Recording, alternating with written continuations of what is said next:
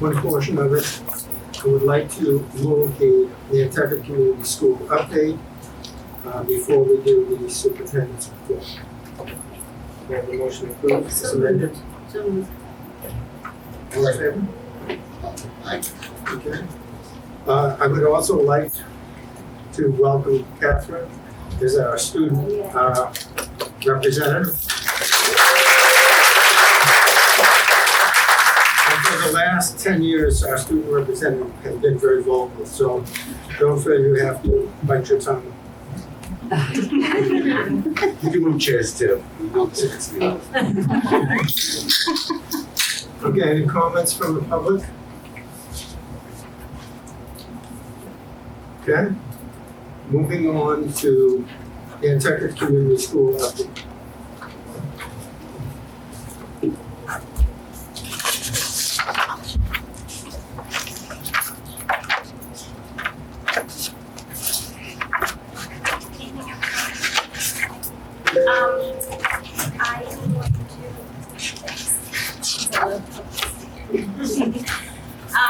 I am going to make a grand assumption that most of you know what the community school does. Very brief, they provide support to students and community members, birth all the way through adulthood on island, and they're housed in the public school.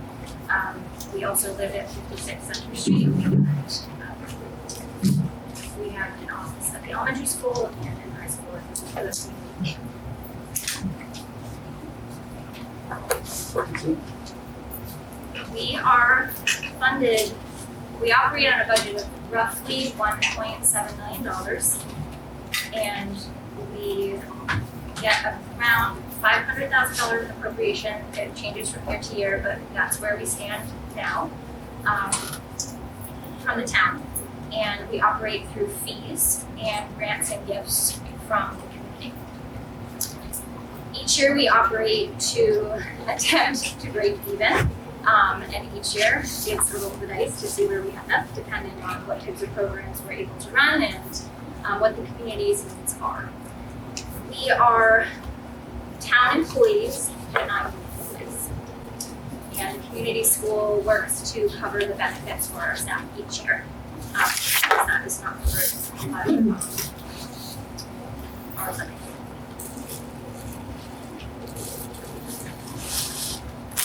This model shows our structure prior to COVID. Not all of the blue rectangles represent one full-time employee, but they represent a position, and some of them are combined to create one full-time position. And the yellow rectangles represent our part-time employees and our volunteers, and this was all prior to COVID. Fiscal year 21, due to COVID, we had to make some changes. So you can see the shift from one model to the next. Prior to COVID, we were looking at a couple of different positions and looking to merge, as we tend to morph and change over time. So we took 3 different positions, merged to 2 just when COVID hit, and then now we're functioning the position that I'm referencing as a child care coordinator, and that is our day camp, our sports camp, and our extended day. So we've had to make some shifts when looking at the budget and looking at the community within the community school. So when COVID hit, we had some challenges. We had to transition to online learning for a lot of our programs. We had early childhood programs and adult education programs, driver's ed, that all had to transition to online learning, just like the regular school day transitioned to online learning. We did have limited access outside of school time to the school. We were able to continue momentum in the pool for some offerings and had access to the cafeteria in the elementary school for extended day. Typically in a year we would serve 40 students in extended day, and we were down to about 20, but we were still able to meet some of the demand of the families, typically kindergarten, first and second grade for extended day. We did see reduced enrollment, reduced fees in our programs, and in the last fiscal year prior to this year, we incurred a large number of credits when we shut down for COVID. We as a team had a conversation about how to proceed with the money that families had paid or customers had paid for programs, and we made the decision to issue credits in many instances. So that left us coming into this year with a large number of credits. Starting this year in July, we knew we had to buckle down, that there would be some major changes, and if we did not work together as a group, we would be in a large deficit. So we made some decisions. We looked at our offerings and our staffing, and the team was amazing. People pulled together and they took on jobs that were not theirs per contract, and they stepped up and they really worked together to share responsibilities as a team. Within their departments, they made decisions to pull back and not hire staff who do the jobs themselves. And it allowed us to save some money. We made decisions not to spend if we didn't need to, obviously good choices, and eliminated where we could. We looked at this large number of credits. We were up to $112,000 and some change of credits going into this past summer, after COVID had hit. And we knew that over time people were going to start spending those credits with us, and that was going to be money that this year we weren't able to bring in as revenue. So we had to account for that when we were making choices. We started meeting very regularly, myself and the business office manager and the coordinators, to look very closely at the budgets, and skipping ahead here to reduce the deficit and making decisions each quarter based on the numbers that were coming in. We worked very closely with Martin to look at where we could save, and he was really great about getting us the numbers and our access to QuickBooks was really helpful, as well as we had purchased that the year prior. We had to cancel some programs, we had to modify other programs, and another really beautiful gift I think that came to our team from having to look at this potential deficit was the grants subcommittee that we created. The coordinators came together and looked for creative ways to find funding on island and off island, working in partnership with each other and with other community partners in the form of writing grants. And so here I reference this grants committee and also further developing community partnerships. We spent a lot of time on Zoom calls with different community members and building relationships during that time when we were not able to run programs to see what the community need was and how we could support. This chart, you saw parts of this when Martin presented, I think at the last meeting. He presented gifts and donations that had come into the public school for the last fiscal year. I pulled out the gifts and grants that came through to the community school, and I just wanted to take this as a teachable moment that when looking at the monies that came in blue, those were gifts. They were generous donations from community members, people who frequent the pool and say, I love it here and I'm going to make a donation. Someone who said, I learned about this program and I want to support this. And out of the kindness of their hearts, they gave a gift to the community school. And the yellow are the grants. And these grants were written. There was a lot of work that went into them. And they make up about 94% of the money that came in the form of gifts and grants to the community school in the past year. And to the best of my knowledge, I would say that this is the highest number that we've seen for gifts and grants to the community school. And this number is roughly 73% of the money that came into the public school for all of last year. Grants. the types of grants that the community school is working together to write were for things like PPE. We rented a space in town so that our dance program could continue since we didn't have access to the school during that time. Support for a summer boost program and assistance to help families access programming. We were able to move forward with the purchase of a new driver's ed vehicle with support from NET, and we were able to acquire new lifeguard cert and CPR cert materials that were COVID safe so people could practice and be ready for their summer work. We did develop a new partnership with Nantucket Education Trust, and this allows the community school, since we are not a nonprofit, to work in partnership with NET and apply for different grant opportunities that require a 501c3 status. We applied for funding for Summer Boost and were awarded that this year. And we still continue to apply for the state funding for GED and for CFCD. We see this year as a major success. We believe we were able to deliver support to the community and serve under our mission, leaving the year in only a $23,000 deficit, which I apologize for being emotional, but for us this is a really big deal. I have some team members here present today, and this group worked so hard every day, showing up to make sure that we are in the best position possible, and I'm so proud. We were able to start this current fiscal year with money in our funds balance so that if we incur more use of more credits this year, we can see those through and a lower customer credit number. We do have some challenges on the horizon.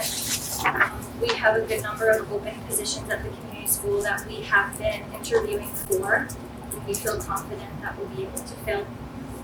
We also have some plans of some internal people who are offering their time to try new things, and I think that's exciting and great.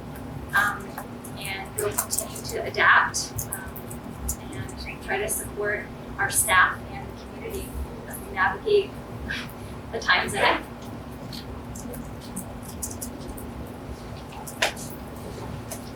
I knew I would. Tracy, when I knew you were going to present, I knew that it probably was not going to be pretty. And this is really, aside from all of the work that you've done and your staff have done, which has been phenomenal, this really concerns me. It concerns me about the future of the community school and for our community at large. And I think you've done an amazing job to keep it together. But just, looking at your deficits in your staff and the programs, I don't know.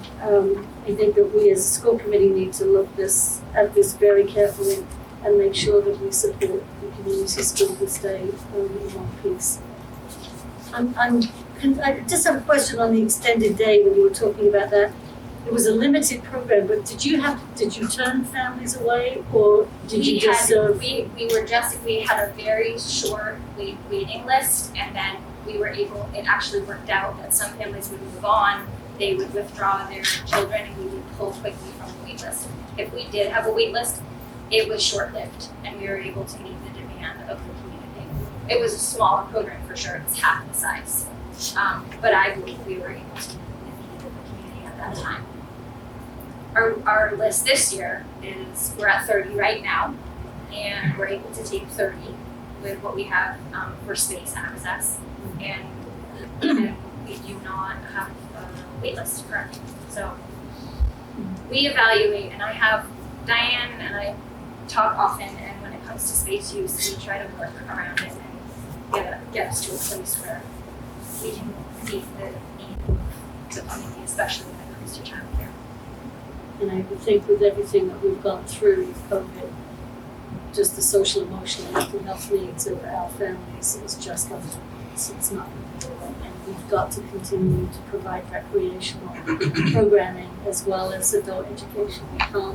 We can't let it fold on this community. We just can't. And for the new members on the committee, just a reminder, you already know this, but community school receives town funds, but the majority of their budget is raised in $50 checks, $100 checks, so $1.7 million, is that what you said was the budget? And your town appropriation is what? 500. So the rest of that, if you think about building a budget for a business and you start at zero each year, you're having to build programs, hire staff, and not know if you're going to actually bring in funds.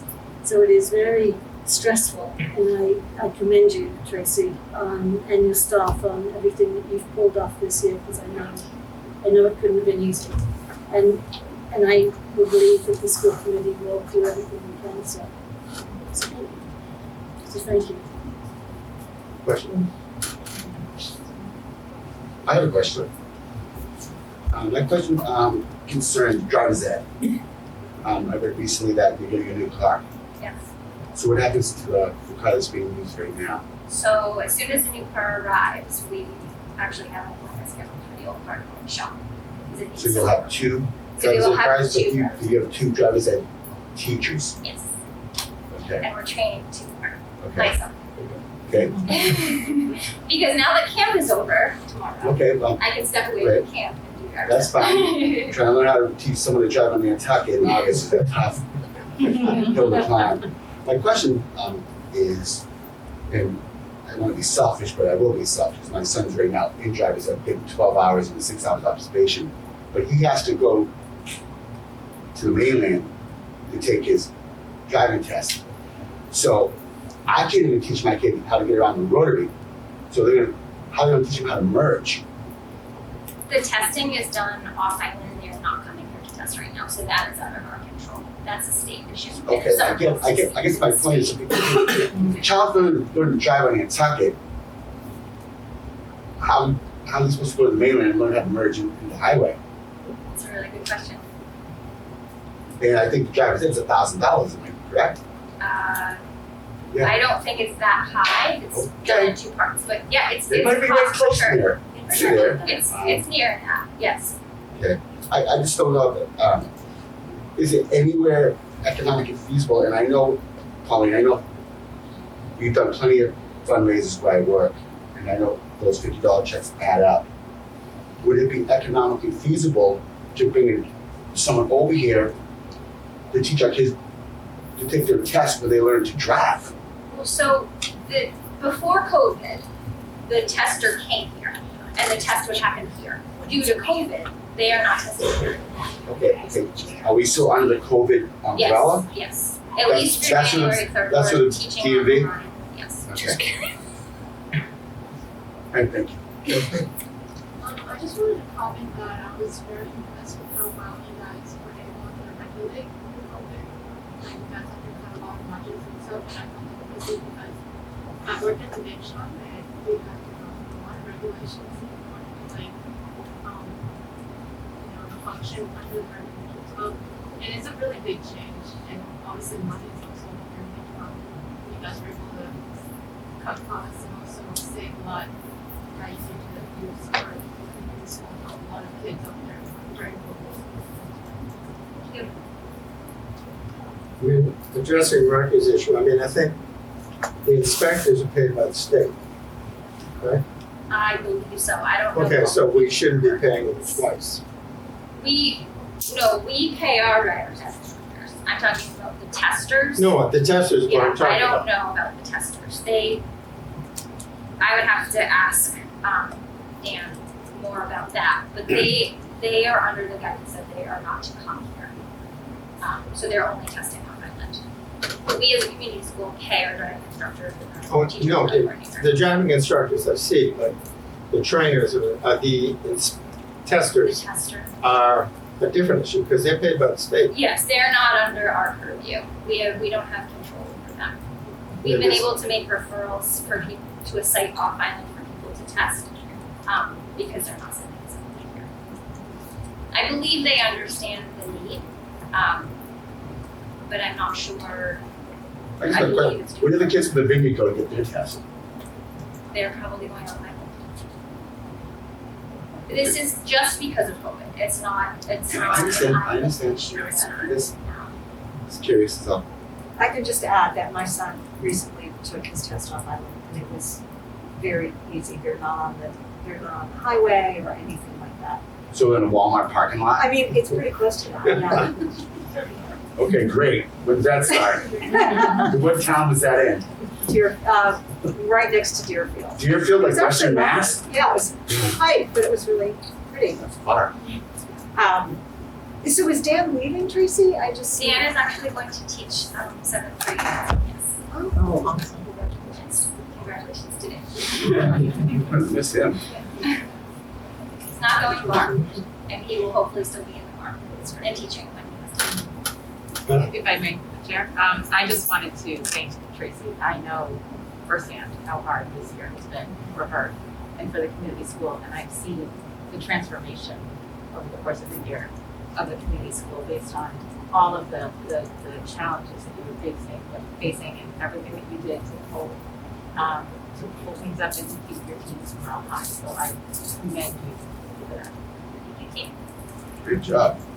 Thank you. Thank you. Thank you, Tracy. Okay, moving on to the superintendent's report. So I would like to provide a brief overview of my draft superintendent's goals for 2021 and 2022. And you should have received that hot off the presses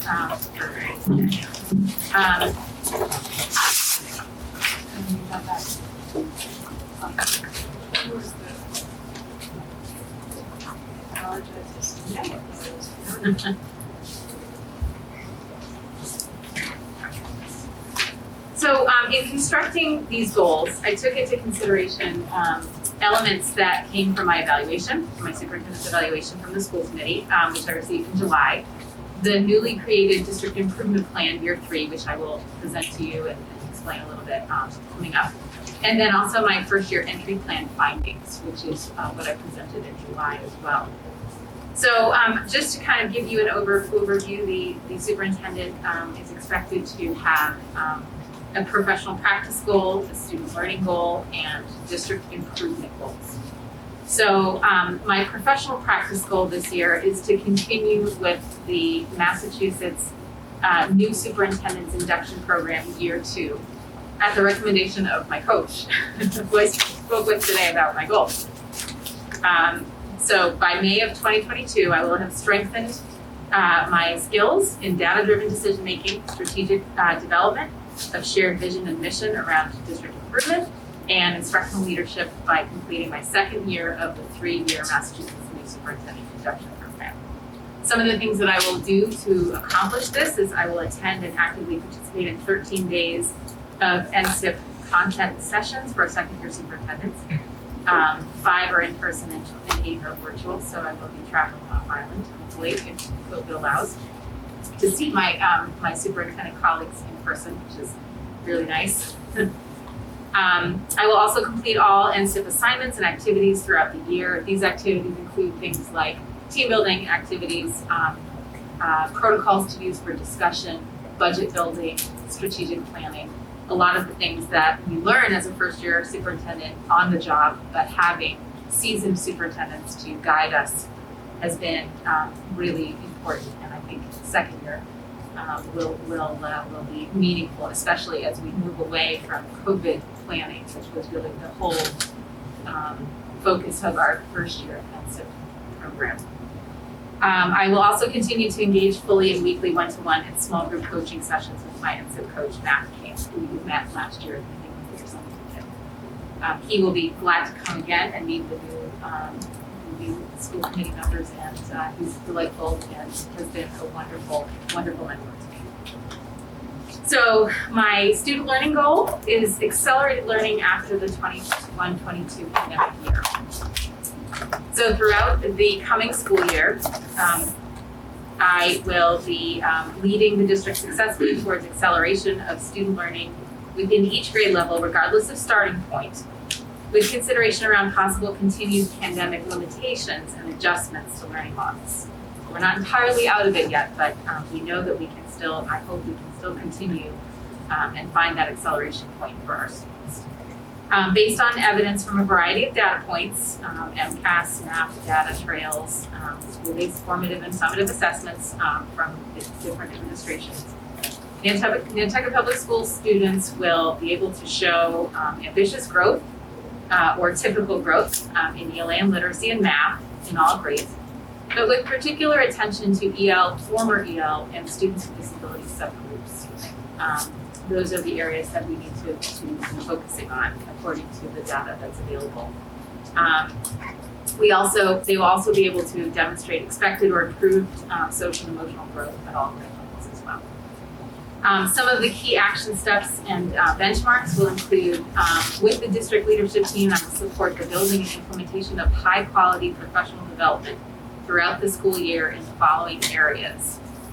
Universal design for learning, and under that would be equity by design, Massachusetts tiered systems of support, culturally responsive pedagogy and leadership, responsive classroom, social emotional learning using DESA and trails. And then I will also work with principals, assistant principals, and district directors to establish and implement curriculum improvements in the following ways. Regular curriculum review cycle. The curriculum directors have begun a regular curriculum review cycle that goes until 2034, with a focus this year on social studies and ELA as an activity review for 2021-22. Also, implementation of a new science curriculum in K through 8, that will be throughout the year. And then K-12 math audit, which we will be conducting as well this year. For a district improvement goal, one of those is strengthening communication across the district and the community. By May of 2022, I will create multiple opportunities to strengthen communication and collaboration between myself and with staff, students, families, community members, school committee, to continue to share important information, seek feedback, and listen to a variety of diverse voices from the school community and community at large. So some of the things that I'd like to start and have be part of my action steps. I'd like to create a superintendent's student advisory at each school to meet monthly with student representatives. The student's voice has been lost a little bit in our inability to see them in person and our inability to have in-person meetings. So I'm really looking forward to having the chance to meet with students. They have so much to say, and they are such an important part of what we all do as our parent community. I also want to continue offering parent and community advisory meetings. Some of you were members of that, so I would like to start those up very soon, along with superintendent coffees. Those happen every 6 to 8 weeks.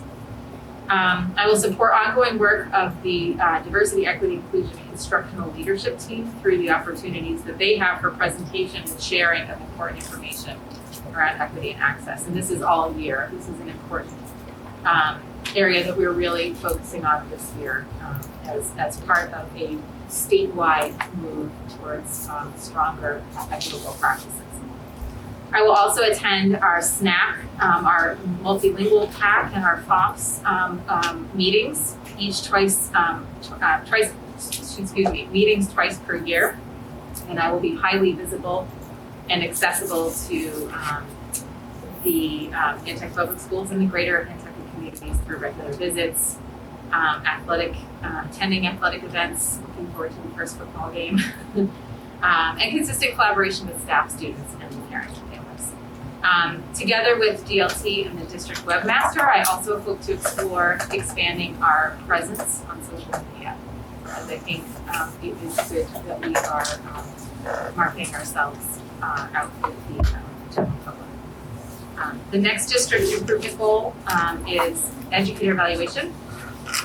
Throughout the school year, I want to work with principals and assistant principals and district directors and coordinators to calibrate our education evaluation system in order to provide consistent, meaningful, and timely feedback for all educators, and that includes specifically practices around culturally responsive teaching, inclusive teaching practices, and learning opportunities. Some of the key actions and benchmarks. With union leadership, I will reestablish a regular meeting twice per year, fall and spring, of the Supervision and Evaluation Committee around educator evaluation for all of our educators. I, along with other district evaluators, we will practice educator evaluation calibration at least 5 times, where we basically work together to review an observation, whether either a video or in person, and calibrate our ratings, learn how to rate people in the same ratings. And that's very important because often educators have 2 evaluators, so those evaluators need to be calibrated, need to be able to give feedback that is similar. We will also do that using an agreed upon model that we worked on this summer, CEIQ, which is Claim, Evidence, Impact, and Questions. So this is a model that people will start to see in our evaluation write-ups and conferences. It's helpful to make sure that we have evidence in place as we're talking about what we see in classes and what we see through conferences and conversations. We also, district evaluators, including myself, we also will complete some co-observations. And we'd like to do at least 1 for each partner evaluator, so primary and secondary, to calibrate our ratings using the rubric for educator evaluation. So those are my goals for this year. I put in quite a bit of detail so that you have some benchmarks for evidence as we go through the year. I can provide some updates as to where we are, and hopefully we will see that these will also align directly to our district improvement plan and everything I think except for the NSIP, my personal professional practice goal, is perfectly aligned to our district improvement plan. So happy to answer any questions, or I can move on to the next part. Cool. Rocky? I'm trying to wonder where you closed last year and where are they this year? What has changed from last year to this year? So last year's goals, I was trying to effectively lead the district through the hybrid model and the remote model. So a lot of my goals were based on what we needed to do at the time. You worked with before as well, right? Exactly. So it was my main goal was to survive the year. Maybe it was just a good kitchen. Exactly. I think you did a great job. Whereas, who knows what's going to happen here in the next month or 3 weeks? So we will be bringing that up. I wish I had some. I think you've done a great job. Maybe. Catherine?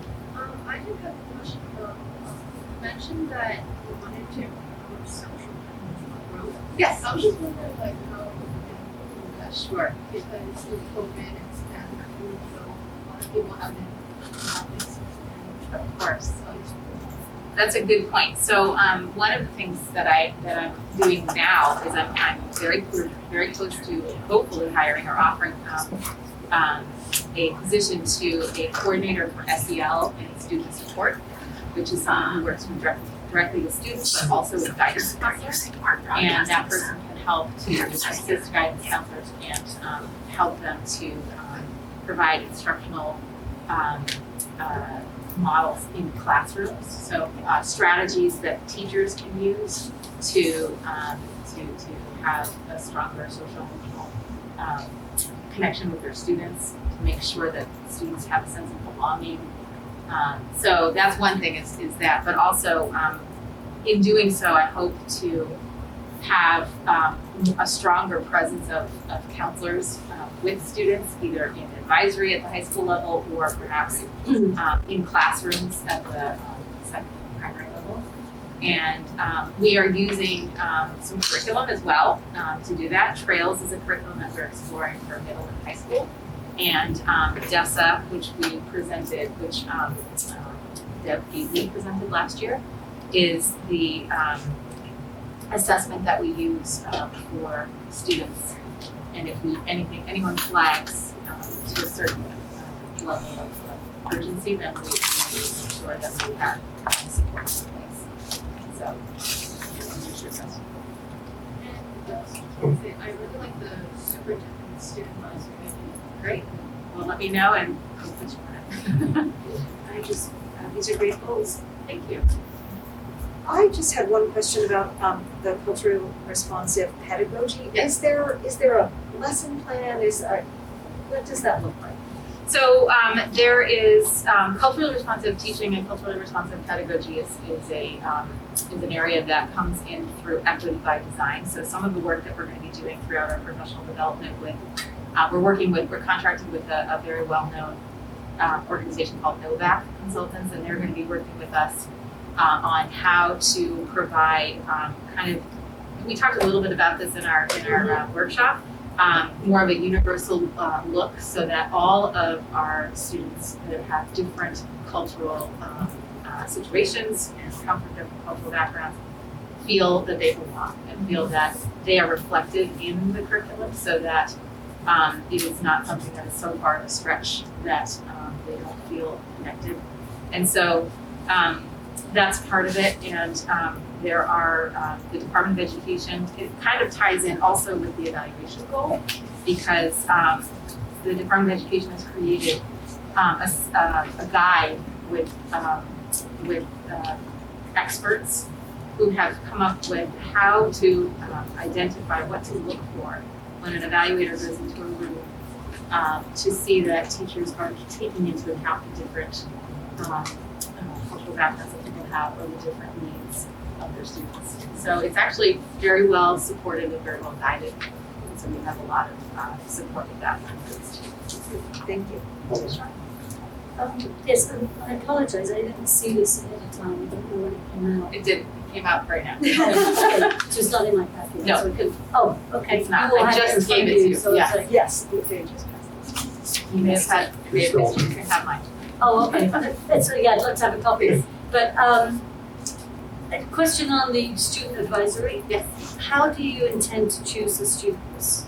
Well, I'll speak with the principals, and my hope is that they can help to guide me to decide who I'd like to be part of it. And I think also I'd like to have a good representation, so my hope is that they can either solicit students who want to be part of it, but also perhaps there are some students that whose voices aren't normally heard, and maybe could be convinced to be part of that. So, yeah, and I'd like to have a small group at each school that I can work with, so that I hear their stories. What's the difference between the student advisory and the parent-teacher council? Are they going to be the same, or is it the student advisory is when we separate? Because when I was on the parent council, there was also a member of the student body involved in that. So you're saying this other, it's just students only, Students only. and that's different from the student council. Yes, So they're going to advise how me. many councils do they have? This is something that is, again, a voluntary thing. It's a meeting. No, everything's volunteer. Nobody's getting paid. But I'm saying is you have parent-teacher council when students are on, you have student council, and then you have this, that's 3 different councils, right?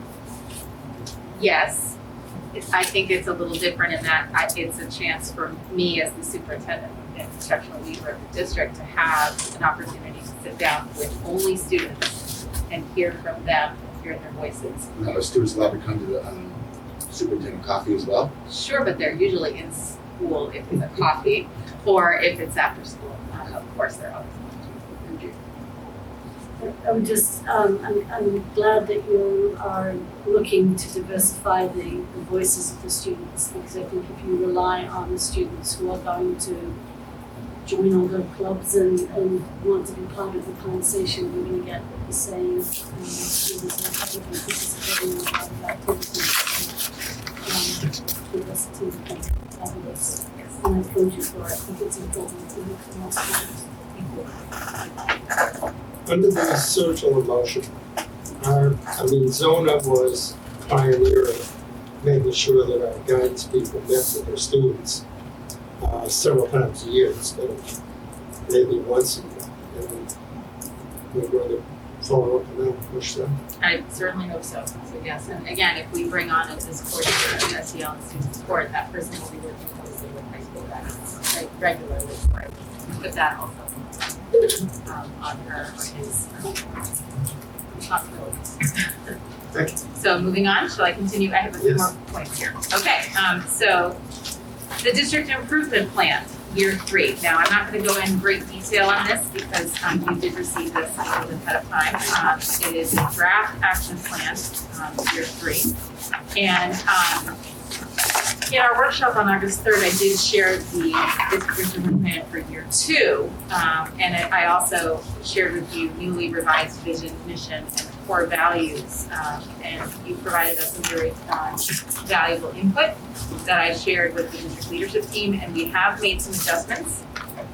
So I wanted to make that point. If you look on the first page of the district improvement plan, which is this right here, the revised mission is we commit to provide equitable, inclusive, and challenging learning experiences where every student and adult feels seen, heard, valued, and respected. We included challenging because we wanted to represent rigor, which is something that we talked about, and high expectations. So we felt that challenging was a good word to be including there. The mission, you did ask about adding something additional to local and global challenges at the far end of the statement. You'll see protect public schools in partnership with the caring community will create a dynamic and equitable learning environment which engages each of us to be inspired learners and responsible citizens prepared to meet local and global challenges. In discussing with the district leadership team, they felt that we're really looking kind of at the think globally, act locally. And the idea is that Nantucket is our local and everything else is our global. So rather than put in regional, state, Northern Hemisphere, national, et cetera, that we would leave it simplified with local and global in hopes that people would understand that. And for the core values, there were questions also around placement. These we consider to be equal, not necessarily in order of importance. But it did give us a chance to think how we wanted to present the core values. And we moved things around a little bit. High expectations are right at number 2, or bullet number there. Equitable access is still at number 1. And our challenging ourselves to embrace and advocate for the needs of every student at the end, because it's all encompassing. So we thank you for your input. It helps us to really think through this again. And we feel very confident that this is where we want to go, where we plan to live for several years as we go forward. With regard to our objectives, we still have the same 4 objectives: improving student learning and achievement, equity and access, maximizing resources, and championing collaboration and communication. There are some specific things that we did do. We looked to eliminate things that were already met, some of the pieces that we know we already were able to reach, and to refine some of the language to move us forward. The strategic initiatives, which are the ones you find in the far left column, 1.1, 1.2, et cetera, stayed the same for the most part. We did have some changes in Strategic Initiative 2 and Strategic Initiative 3, so I will highlight those very briefly. One of those was 2.4, which is providing meaningful support towards model student behavior in the classroom and beyond. In our previous district improvement plan, it was written similarly to a compliance act, and we felt that instead of saying students must comply and they have to reach expectations of appropriate behavior, we wanted to say that we're providing meaningful support so that they can get to model student behavior. It made more sense because that is the direction, and that is what the research is showing, that we need to move in a direction of support as opposed to a direction of hard punishment if things don't go the way they should go. So in doing so, we changed the language there. Another important thing that we added Obviously, school safety is still part of that, and that's very important. Our reunification plan is absolutely a necessity, and that's a priority this year. In strategic objective 3, which has to do with securing and maximizing resources, 3.4 is brand new, and it is important.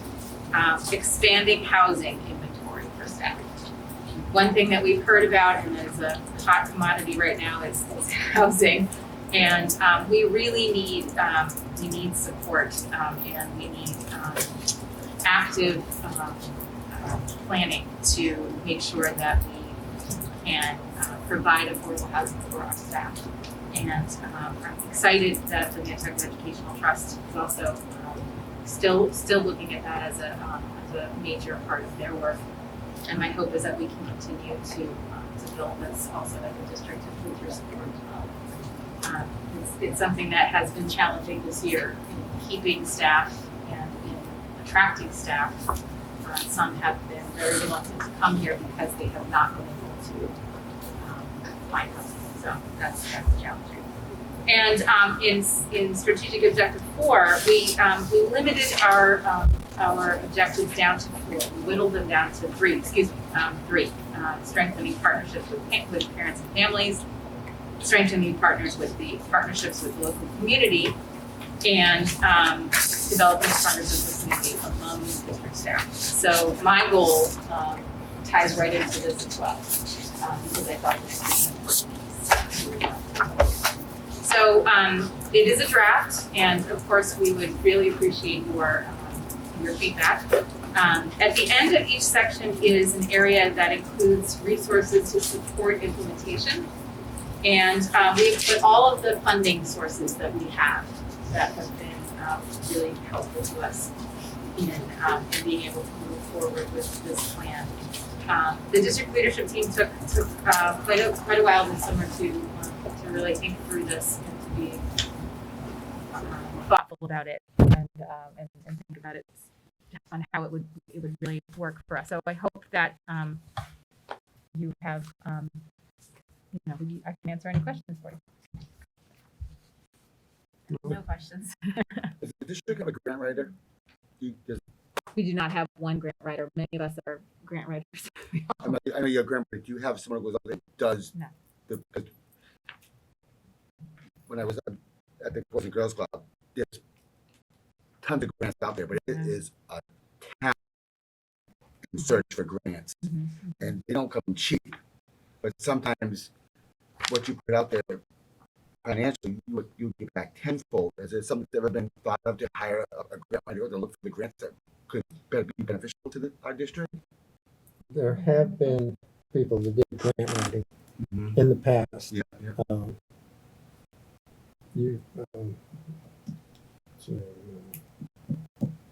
Is it Jenny? No, there was a grant writer.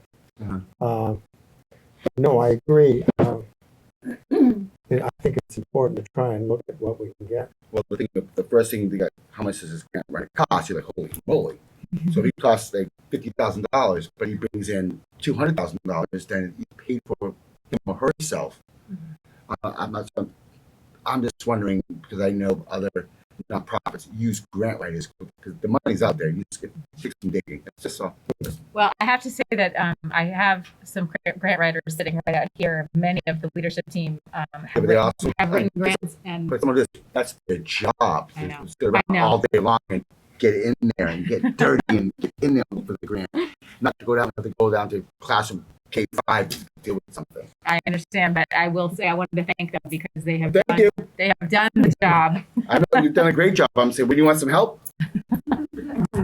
I'm sure they would say yes. All right, well, there you go. Here I am. Thanks. Thank you. Thank you. Just one question on 2.54. Yes. Provide meaningful support towards model student behavior. Yes. Do you think one of the measurements might also be reduction in school suspension? Yes, we included that as part of discipline records. If you see that on the second column, yes, so that would be part of that. But I would love to. I can add that. Yeah, I'd love Absolutely. To see that just because. Sure. Which one was that one? 2.4, page 7. So The column just where it's. reduction and measurements. suspension numbers. Yeah. Happy to add that. Thank you. Thank you. Okay. I think the housing inventory discussion is interesting since that's been going on since the early days of the 20th century when islanders were being asked to open up their houses to teachers. And where we are right now with firefighters flying over, potentially, police, nurses, and everybody else. And it's such a tricky issue. Marilyn was talking about the difficulty of getting a piece of dirt, and that is a critical issue for the sport, for this continuance of this community, because if they're all flying over, it loses the sense of being part of the population. I don't have an easy answer or an answer. Well, we'll keep chipping away. Okay. COVID protocols update. Yes. Okay. You received a document that was recently updated, the health and safety protocols, which you've seen before. This has gone through several iterations over the course of the last 18 months. And I just wanted to share that we have, along with the nurses, the district leadership team has made some updates as well that reflect the changes in from the Massachusetts Department of Health and the Massachusetts Department of Education, as well as the CDC. So I will just bring you through and show you the sections that have been updated. The first section on page 2 is face mask procedures, and you will see under face masks that the district will require face masks for students and staff at all times when inside Nantucket Public Schools buildings, with the exception of designated and guided mask breaks. So we will be expecting all individuals inside the school to be wearing masks at all times at the start of our school year. So obviously, things can change as things shift with the CDC and with the Massachusetts Department of Health and the Massachusetts Department of Education requirements and guidelines. But at this moment, with the town mandate of mask wearing, we will continue to do so. So that's the first update. Moving on to page 6, we have 2 updates. One is social distancing. Based on recent guidance from the CDC and the Massachusetts Department of Education that was released on July 30th, schools should implement physical distancing to the extent possible within their structures, but not exclude students from in-person learning to keep the minimum distance requirement. This means that schools will do their best to implement adequate distance between students in classrooms, cafeterias, and other learning spaces. But there is no longer a number attached. So it is important that we know that we need to have best practices in how we space students out in the room, and things that are important for students to have adequate distance when they're eating lunches. That's important, and that will come further. But this is compliant with the Massachusetts Department of Education. Classroom setup and entering and exiting, that is another piece. Classroom materials. Again, space and distance. Classroom materials can be shared, whereas before they could not be shared. Teachers will require the use of hand sanitizer and hand washing when sharing items in the classroom. But it's no longer needed that every student has their own set of materials. We're able to have some sharing going on, so that's helpful. We still need a seating plan and an assigned seating plan in every classroom, so that will assist us if we have to do contact tracing. And then, of course, hand washing will still continue in mask breaks. The next update is on page 7, and that's arrival and dismissal procedures. Schools will be open still in the morning at 7:45, and then students will get dropped off no earlier than 7:35. This is important, and we have been very successful in keeping students safe by keeping these protocols in place. So we want to make sure that these are also implemented this year. Families and visitors will have limited to no access to the schools, and so that's important. We have to keep our children safe in order to be able to keep them in school, so we are going to keep those protocols. Dismissal, traffic flow, buses, and inclement weather are all the same, but just wanted to indicate the distancing. Moving to page 9, front office operations. Staff entry and exit. Obviously, there is still a sign in and sign out, which is pre-COVID as well. Parent and guardian entry and exit. Again, parents and guardians are not going to be allowed into school buildings without authorization from administration. Obviously, if there's an emergency or they need to communicate with the student or with the front office, that's not a problem. There are drop-off tables. Visitors, we will not be asking visitors in unless they have been coordinated with the administration, and they will have to wear face masks at all times. Any visitors who are repair people must be authorized by facilities and must have proper identification. We will have substitutes, but we will have a protocol for being able to use them that we used the same protocol last year.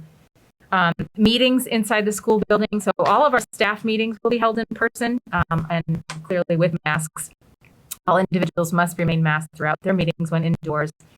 But other in-person meetings must be approved by administration, and designated meeting spaces can be made available in each building. So just important that we're continuing masked policies, even though we do have a lot of folks who have been vaccinated. So school health assessment guidelines has changed slightly. Just that the staff attestation forms where staff members would have to assess their health at the beginning of every day. It was an expectation to do daily through a Google form. That is no longer going to happen. We don't have a point person for COVID-19. All of our nurses are going to be they will each be working with individuals for COVID-19 issues. And so for that reason, staff members will be expected to work with them if there are questions. But the idea is that they should stay home if they're not feeling well. And we hope that we will also be able to implement testing, which we will get into in a minute here. Moving on to illness of staff during a school day. Things are going to be a little bit different, we hope. If you look, this explains a little bit about what happens. A lot of the same protocols will be in place if a student or a staff member becomes ill during the school day and does have COVID-19. But important to notice is that with close contacting, we hope and are considering that we will be looking into testing through the state. The state is offering rapid antigen testing to all schools free of charge. And the idea is that there are 3 types of tests that are available. One is pooled testing, which means that it's random testing that allows for kind of general control to see what's happening in different pools across the district. There is diagnostic testing, so if someone has symptoms, they can be tested to see right away if they have COVID-19. And then the other is test and stay, which is for close contacts. So if a student is deemed a close contact by being in a room with someone who had tested positive, the student can test, and if the test comes back negative, then they can stay in school, and this can happen over the course of time for a quarantine period. Now, of course, if parents don't want to consent to testing, students will stay home during a quarantine period or during illness. Building cleaning and sanitization, under some of the new protocols, cleaning will be done by the facilities department. Daily cleaning routines will be continued as usual. High touch point areas, bathroom monitoring and cleaning, and cleaning products is all the same. What is different is that when we originally wrote this safety protocols document, we were under the impression that every surface had to be cleaned numerous times, and we know from research that that is not the case anymore and not a requirement. We still want all staff and students and personnel to exercise good judgment and good hygiene regardless. So we are not saying don't use wipes ever again or never wash your hands again, but please, we don't have to do as much as we had done in the past. It's always good practice, and probably we had less of the common cold than we ever have had before between masks and hand washing and wiping of surfaces. So we will encourage that people still have that opportunity. For teachers who, and each teacher's classroom will still have paper towels, caddies, wipes, masks, all of those hand sanitizer, and all of those things that will mitigate COVID-19. So we recommend that you continue to use them. So, and that is basically I missed food service, which is important. Get the most important So thing. sorry, I know I Eat, turned that eat. page. So we will be continuing our food service as we did in the spring. We will still have breakfast available. It's kind of a grab and go, but lunch service will still remain in the classrooms, and but also we can use our cafeterias and outside. We cannot put all of our students in the cafeteria at this point. We have to maintain some distance during lunches because children will not be wearing masks. So for ease of routine, we know how things work with eating lunches. Classrooms, so some of our schools will be exercising that. Other schools that have the ability to create different lunch blocks will be able to rotate through with some additional spacing in their cafeterias, and perhaps some might actually have their lunches in the classroom, and some will have their lunch in the cafeteria. That is it. And I'm happy to take questions. And I do want to say that if I invite the policy subcommittee members who are on our committee here, if they would like to meet with me sometime next week to go over anything that are in our current policies around face masks, vaccinations, and testing, then we can set up an appointment to do that, which I'm happy to do. Logan, can you send me the committees that I'm on again, please? Just kidding. I have a couple questions. So a sub. Yeah. You need a sub real quick.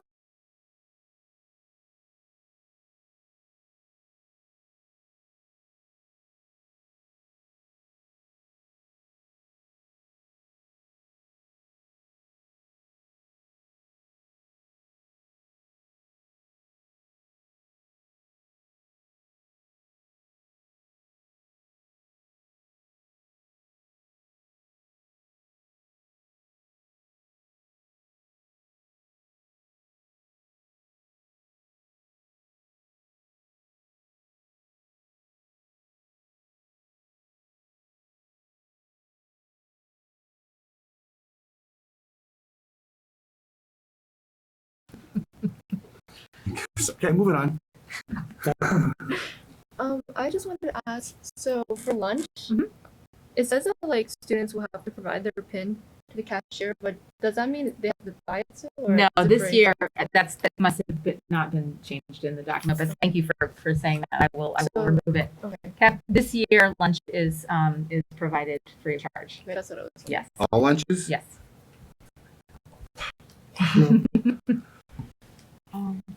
No questions. Okay. I guess my only question is, so that will still be in place, so 12th graders will be able to leave and return? Yes. Thank you. Just one question. Is it a matter of changing the contract if we heavily suggest or recommend that classes happen outdoors when the weather allows? When we had a beautiful September, October last year. I would hate to see us lose the opportunity to get kids outside and learn outside when it's appropriate.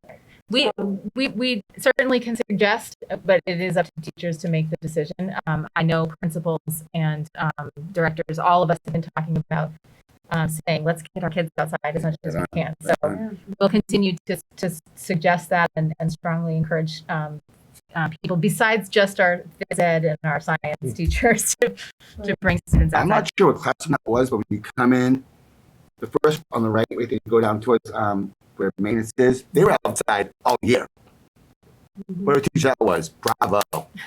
But maybe they could be outside more, they had more tables, more places to sit. You know what I mean? Instead of on the ground.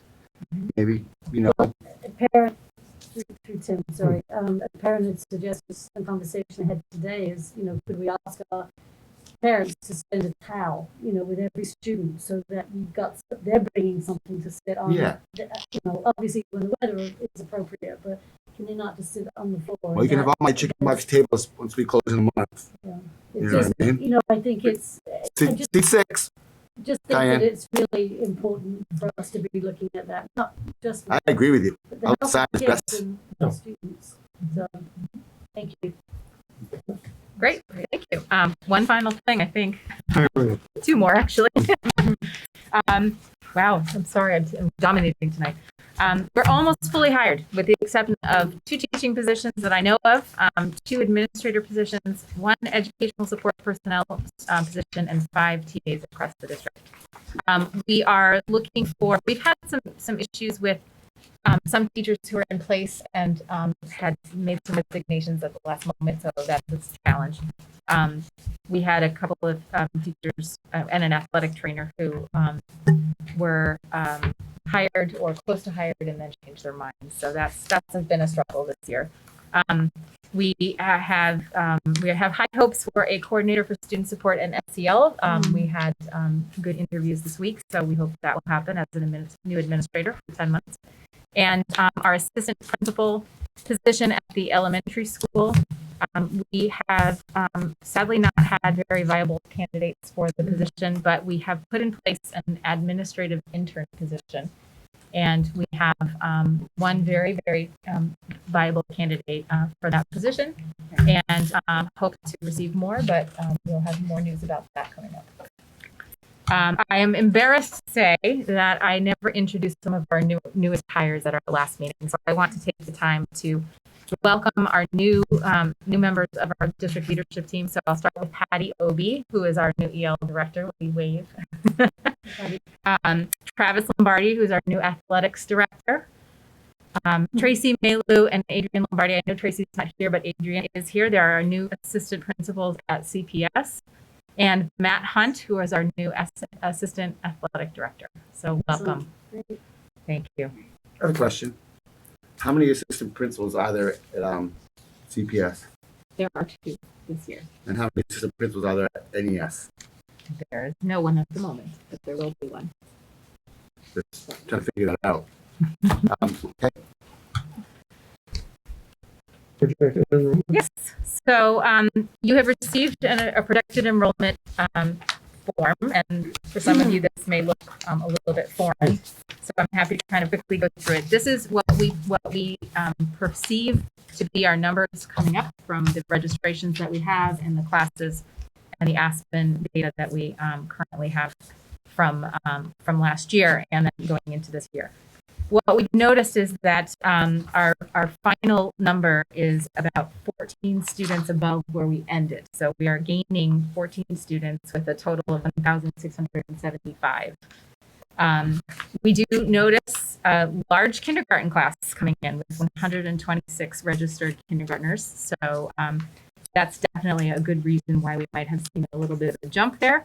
But we also have some homeschooled students who are coming back who did not spend the year with us last year because of COVID. So we assume that that is also a contribution to the numbers. This is a moving target. So this is projected enrollment, which means it is still subject to change until the beginning of school and beyond. But we are saying that we're pretty solid at this moment with about 1675. So if anyone has any questions, I'm happy to answer. Is there any idea how many students may show up that have not registered? That's always a good question.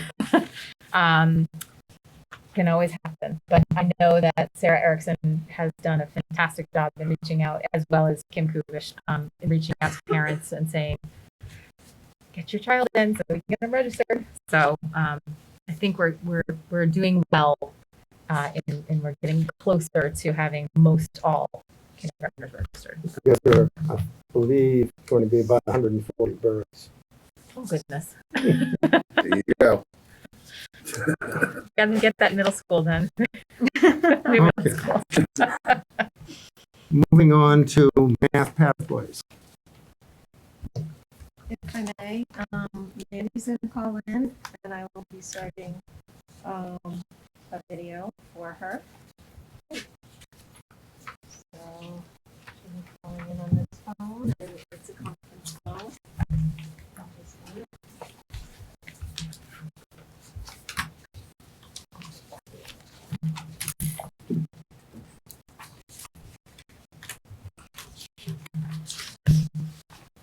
Cue music.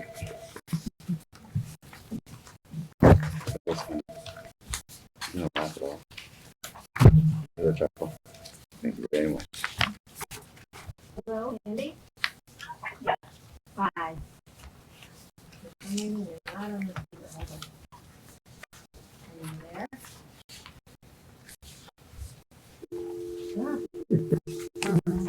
She must have Sprint.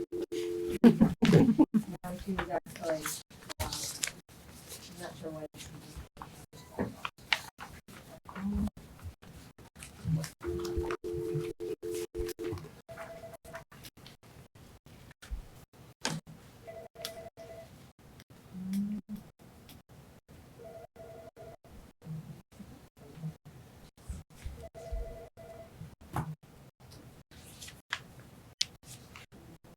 I apologize.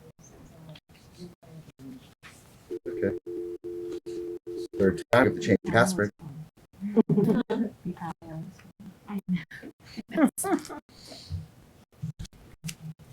Just temporarily.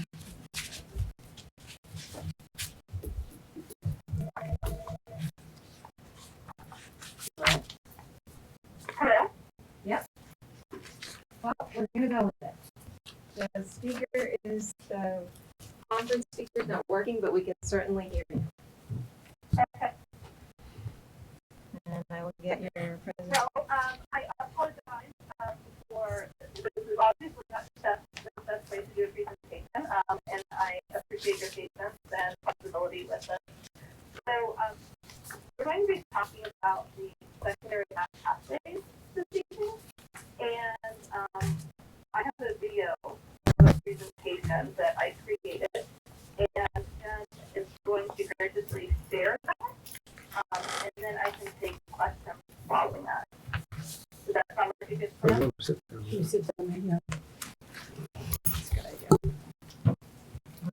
On the Maybe front, they're you just want getting better seats, and then we'll get started. Okay. Okay.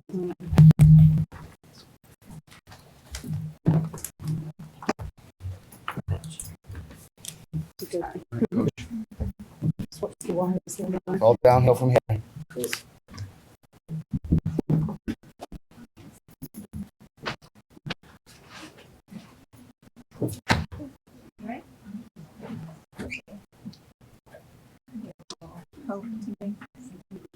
Okay, it's coming to the speakers. I don't know if you can hear that. Are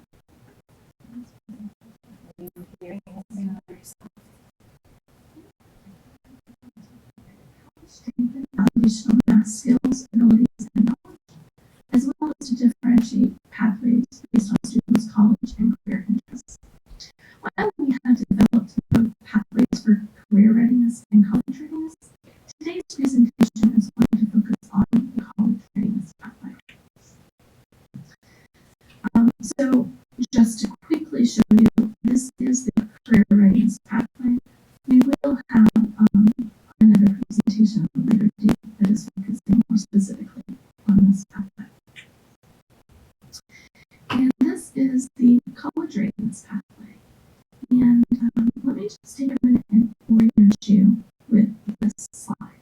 So this pathway will go into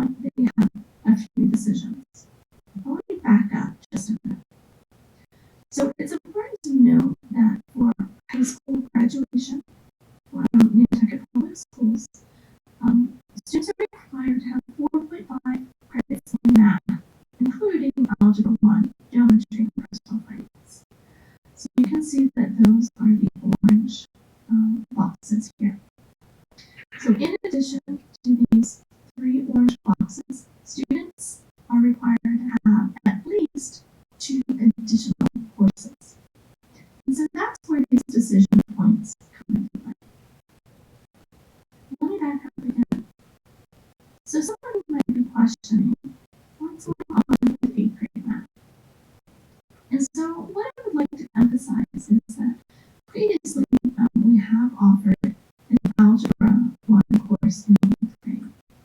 But what we are proposing is to change the acceleration point. Instead of offering the Algebra 1 at 8th grade, we are simply pushing it back a little bit until 11th grade. And you can see that what we have done is we've added, this is a brand new course, that will go into effect for the first time for the class of 2026, is we are adding an Algebra 2 and pre-calculus compression course.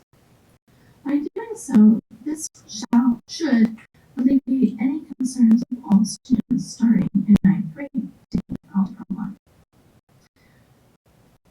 So, at this point, as their students are finishing up their 10th grade year, they have a choice.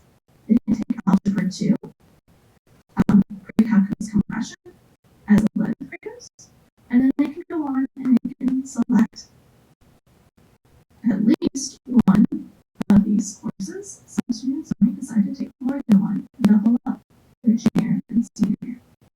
They could have AP Calculus, AP Statistics, Pre-Calculus, or Advanced Quantitative Reasoning. Algebra 2, if students go from Geometry to Pre-Cal, or Advanced Quantitative Reasoning. It's important to note that at some point during their junior and senior year, students need to take Personal Finance as a semester course, and it's a graduation requirement. And we also have Computer Science, which is an elective that students can take during their junior and senior years. So again, what we are proposing to do is to simply move the acceleration point from 8th grade to 11th grade. And I'm sure you're wondering about why. And so we're going to get into the rationale for this decision next. But first, let's just emphasize that there are still multiple points of acceleration. So we've already talked about how students can accelerate in their junior year by taking the Algebra 2 and Pre-Calculus compression course. There are summer programs that are, as is currently the case, are options for students to accelerate. They can take APEX courses, they can take enrollment courses. Students can double up during their sophomore year by taking in 10th grade, by taking Geometry and Algebra 2 / Pre-Calculus compression course as a sophomore. Then they could take AP Statistics and AP Calculus in their junior and senior years respectively. They can also double up in their senior year and take any combination of AP Calculus, AP Statistics, and Advanced Quantitative Reasoning. So we just want to emphasize that moving this acceleration point does not change the outcome of which courses the students can select of the higher level math courses. So why? Right? What is the rationale for moving acceleration? We are following Mass Department of Elementary and Secondary Education's recommendation for making this change, as well as the math education research community. What they the situation that presents itself is around the change in standards that occurred with the adoption of Common Core. So Common Core was adopted in 2010, and prior to Common Core state standards, many of the content standards repeated at certain grade levels. So you had some content that overlapped between grades 6, 7, and 8, but then also there was overlap between middle school and high school. It's also important to note that algebra was distinct from middle school content. So you had your middle school content and you had your algebra content. And those were two different things. And then there was a lot of overlap going on with the middle school content. So if skipping grade levels, then it made sense for some accelerated students. They weren't missing that much. But things changed in 2017 with the revised Massachusetts curriculum frameworks. And the content standards became clearly defined and distinct for each grade. And the coherence was tightened to avoid repetition of content. So, skipping grade levels starts to create these conceptual gaps for future study. In addition, and how we talked about over here before Common Core, algebra was distinct from middle school. Well, with the adoption of Common Core, what they did is they took the old Algebra 1, so you can see we have all of these topics that were taught pre-Common Core, and with Common Core, they took them and they split them up between 8th grade and Algebra 1. So now, if we have students who are skipping 8th grade math and are advancing to Algebra 1 without taking 8th grade math, you're missing all of these really important skills around Algebra 1, these concepts that are necessary for them not only to take Algebra 1 as 9th graders, but it turns out that algebra is really the foundation for all of the other math, higher level math courses for both high school but also college.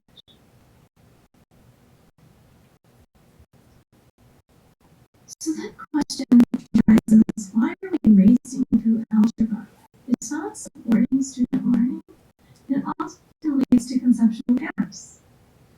Conceptual gaps because we're skipping some of that algebra content. It's negatively impacting their math identity at a very critical developmental period. We know how difficult middle school is, socially and emotionally. And when we're making it more difficult for them and they start to struggle in a course, then they're going to start to see themselves as not being a math person. When in fact, everyone has the ability to be a math person. We see increased Algebra 1 failure rates because students are struggling, because they have conceptual gaps. And then the last piece brings up the question of who gets into those advanced courses. It often comes down to teacher recommendations or one or two data points, but we have to make decisions. And across the country, there is a history of inequitable access due to these decisions and a lack of diverse student representation in advanced courses. So instead of making these decisions for students in 8th grade, I'd like the students to be making the decisions about their higher level math courses based on their career, college, and career interests. And identifying who should be, not who should be, what courses are best for each individual student. In the math community, we need to change the focus of math education. So right now what's happening is it's a filter, right? So if you look at this graph over here, this is 9th grade in high school. This is the freshmen in college. This is students in math for bachelor's degrees, master's degrees, and PhDs. So obviously the trend is going down. We are filtering students out of math. In fact, from high school through graduate school, we lose half the students from math each year. And at least 2/3 of those is because they're not succeeding in the existing course sequence.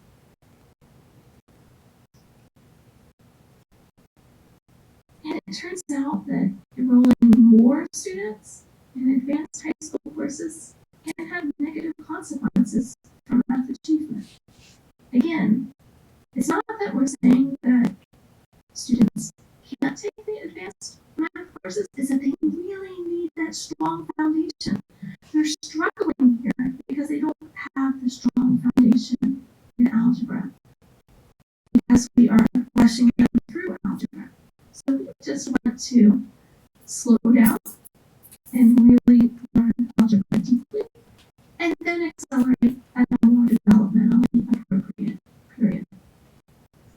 To make sure that we aren't filtering students out of careers or filtering students out of school. And it turns out when students get to college and they take calculus, more than 80% of the students have to take calculus again. And when they do that, they either repeat or some of them even regress when they take it the second time. So in this diagram, in this graph, it's only this 20% that actually go on to calculus 2. So, and there's lots of different reasons why.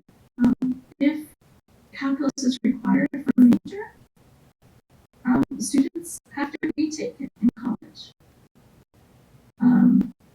Sometimes students struggle when they repeat it. So that's this group over here. Sometimes they test into a lower math course. That's this yellow section. And then sometimes they take a non-mainstream math course or no math at all. Right? But it's only this group here that moved on to calculus 2, and this group here who took it again but earned an A or a B. So all these other students represented in the graph took calculus in high school, but maybe shouldn't have, or maybe if they had had a stronger foundation in algebra to begin with, they would have been more successful. So again, let's instead put the focus on identifying the best math course based on the kids' career interests. So we want to prepare students as opposed to select students. I found this article really interesting, that the mastery of mathematics considered preparatory for calculus was found to have more than double the impact of taking a high school calculus course on students' later performance in college career on average. So this is what we're talking about. It's more important for them to have a strong math foundation. And these mixed ability groupings benefit students at both high and low levels. And this shocked me. And the greatest benefits were observed in the high attaining students because they had opportunities to learn work in greater depth. So we are slowing down to speed up.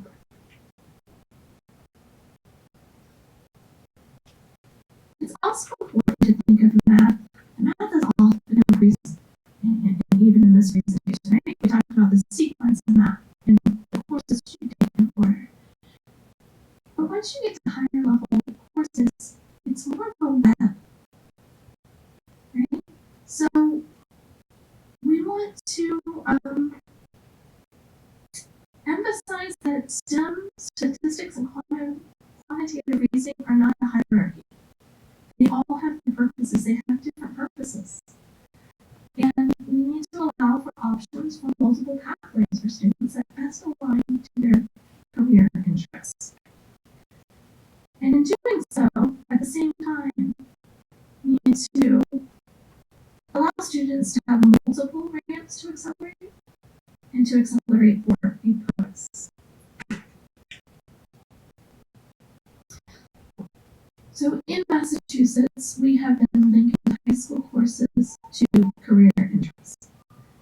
This work started actually with college, the Massachusetts universities. And what they did is they have identified 4 career-aligned pathways: STEM, statistics, quantitative reasoning, and elementary education. And within those pathways, they have listed the college majors that fit into those pathways. And for the high school course that students should take after completion of Algebra 2.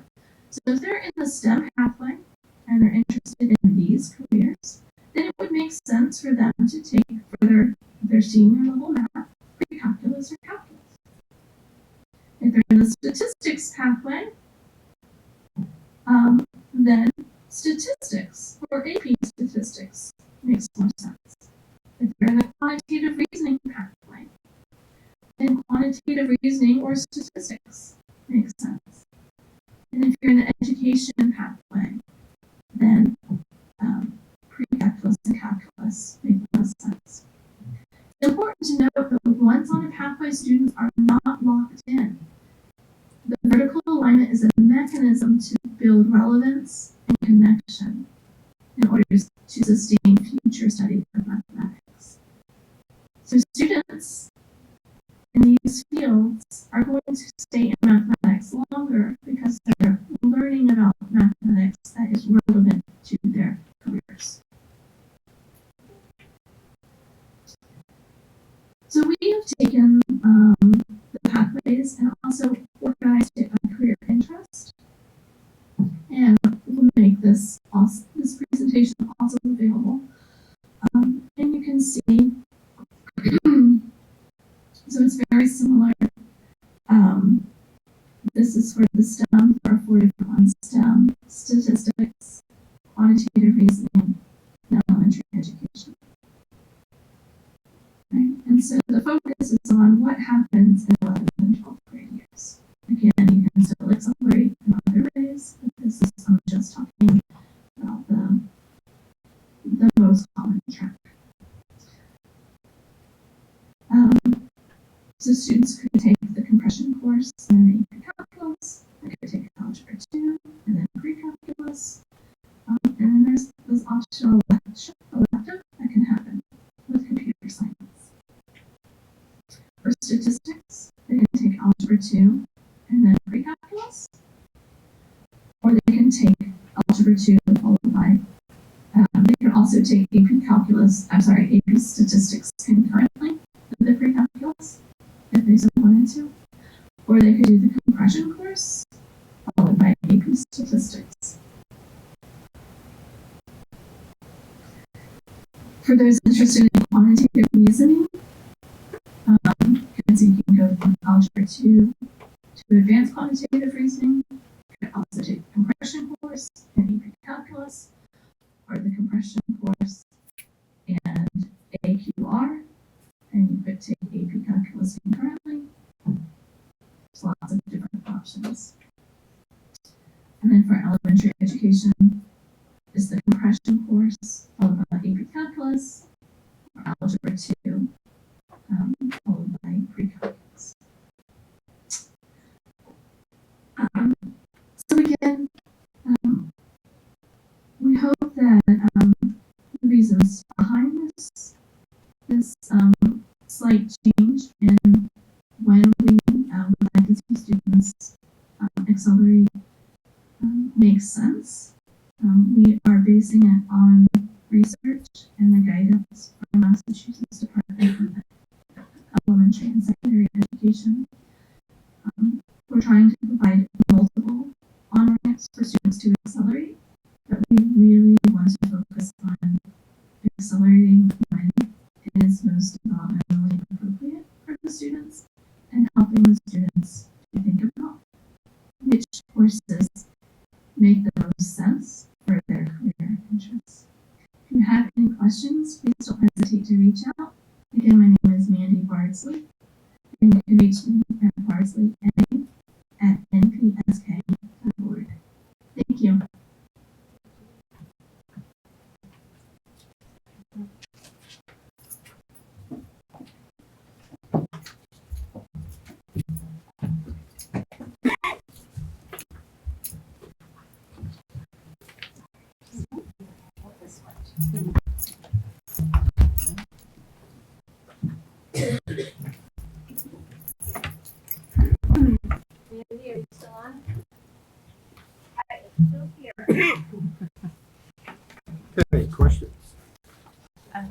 questions. I'm just very impressed with the presentation.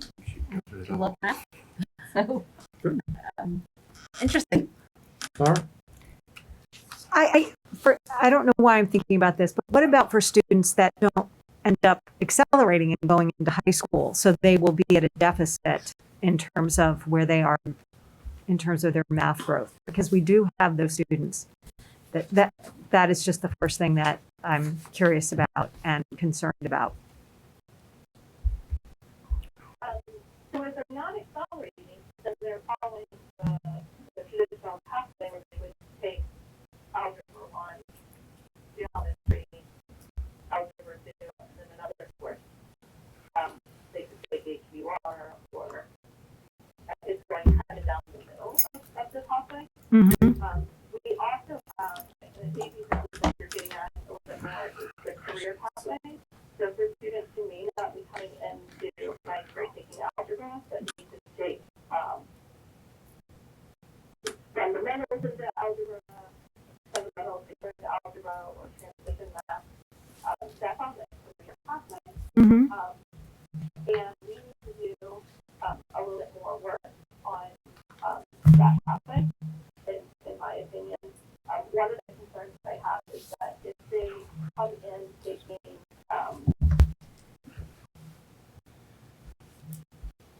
let me figure this out, the fundamentals, the intro to algebra, so the intro to algebra class, then they would go into algebra and then geometry. But we're requiring 4.5 credits for them to graduate. So it's essentially what we're doing is we're requiring them to take algebra 2 because we don't have another option for them built into the pathway. So I would like to see us in the next year really look at what other courses we could add there. That is like a good applied math course. Maybe it's an entrepreneurship class, something within along those lines. So we need to do more research around what makes the most sense and what other schools in Massachusetts are doing. Does that answer your question? Yes, it does. Thank you. Paula? Thank you, Mandy, for the great presentation and obviously the huge amount of work you've done for this. I would love to see another math class that doesn't require all students to go through double algebra, because it's just, if you're not going to use it, and a lot of kids that struggle through it, I think, takes their self-esteem away when they're put into classes that don't fit what their goals are for after high school. But I like that you've got options for the kids to accelerate. Question, the summer Apex classes, that's a cost to the students, or does the school pick that up? I'm going to defer that question to Andy Bassel. Did you hear that, Mandy? I did. Okay. May I? Great.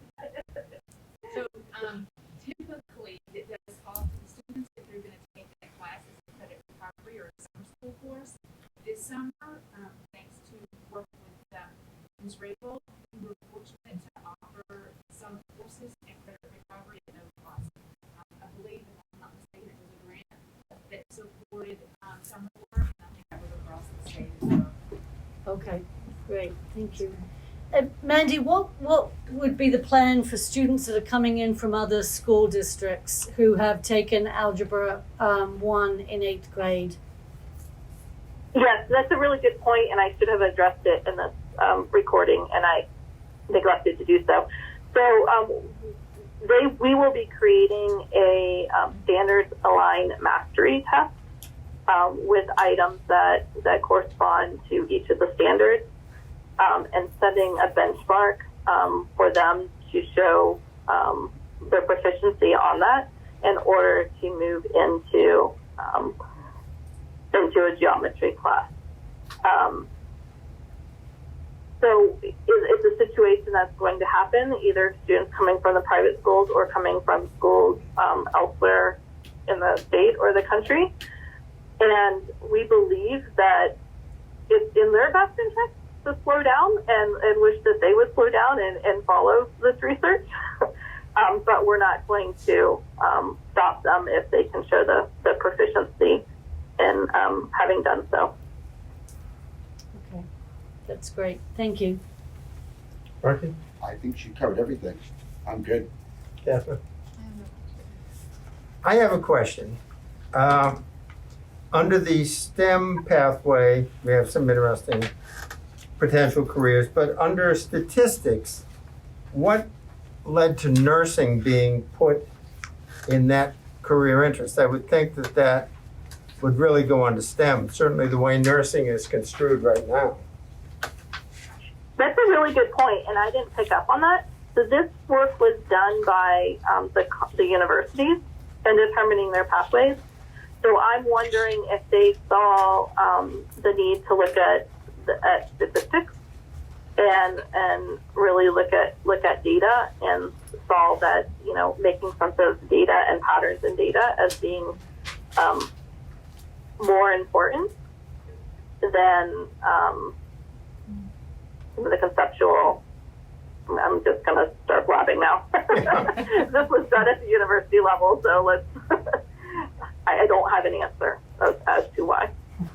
No, it's just interesting because nursing has matured into nurse practitioners that are functioning at an extremely high level, and physician's assistants at the same time. I mean, those people, I think, really need the STEM, should be with the STEM group, but that's... And there's flexibility across the pathways, but if you had to make a choice, let's say you're a nurse or a nurse practitioner, do you think it would be more beneficial in your career to take a statistics course or to take a calculus course? Calculus. Okay. I mean, I haven't had a nurse stand up when I came in the room since I went out on my career. But the nurses that are coming along and nurse practitioners and advanced PAs are really running the system. It's the physicians sort of stand around and look, and they are the ones that are running the program. It's interesting. I mean, I'm just curious. I mean, I think that seems like a sort of an archaic view of nursing, but. And there's flexibility across these pathways, so we're never going to lock someone into one particular pathway, right? Our goal is to provide multiple on-ramps for students so that they can reach their goals. Okay, thank you. Any other questions? Thank you very much. Thank you. Thanks, Mandy. Okay, committee discussion and votes to be taken. Can we have a vote to approve the district goals as presented this evening? So- Motion approved. All in favor? Aye. School, we cut it off, it's the school committee goals, but we approved it. A vote to approve district improvement plan year 3.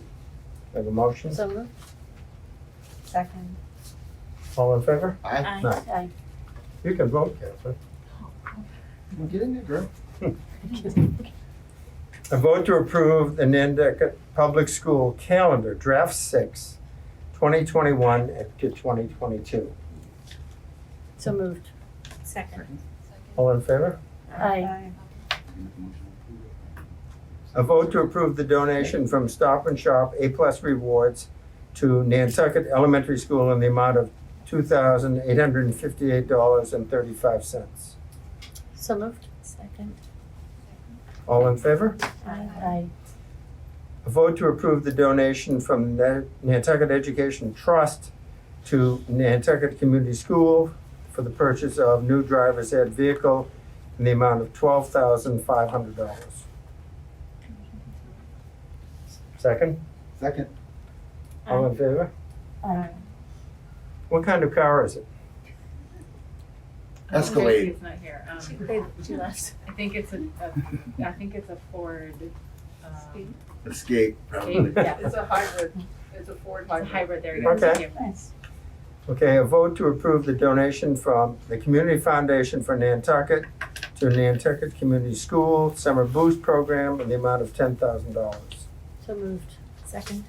All in favor? Aye. July 2021 workshop meeting minutes. Can I have a motion to approve? So moved. Second. All in favor? Aye. July 2021 meeting minutes. So moved. Second. All in favor? Aye.